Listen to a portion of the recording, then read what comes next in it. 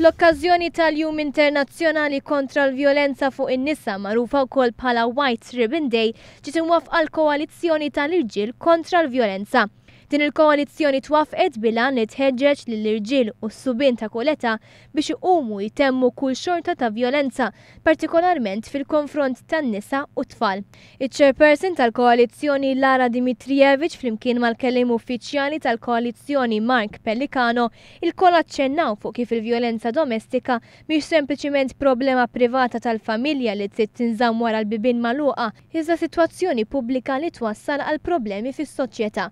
Għalhekk huwa dmir ta' kull individwu li jagħti semu biex iwaqqaf kull tip ta' abbuż.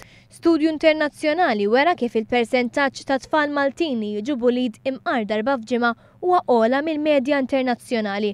Fid-dawl ta' dan il-Ministru għall-Familja u s-Solidarjetà Soċjali Louise Coleiro Preca talbet lill-Kummissjoni Nazzjonali kontra l-Vjolenza Domestika sabiex tikkummissjona studju dwar jekk hemmx rabta bejn il-vjolenza domestika u l-bullying fl-iskejjel. Jekk allura jinstab li tassew hemm rabta.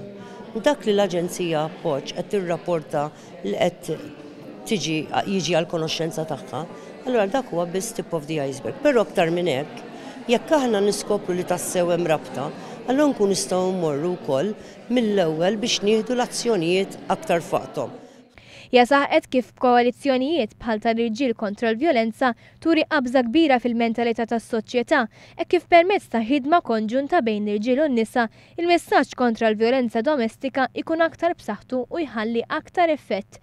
Preżenti wkoll kien hemm il-Ministru li fakret kif il-vjolenza domestika mhijiex biss dik fiżika iżda tinkludi wkoll abbużi, manipolazzjoni psikoloġika, tormentazzjoni u kontroll fuq il-finanzi.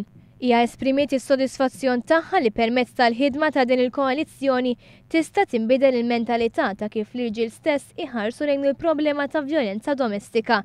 Fl-ewwel 6 xhur ta' din is-sena, l-Aġenzija Appoġġ permezz tas-Servizz tal-Vjolenza Domestika ħadem fuq 423 każ.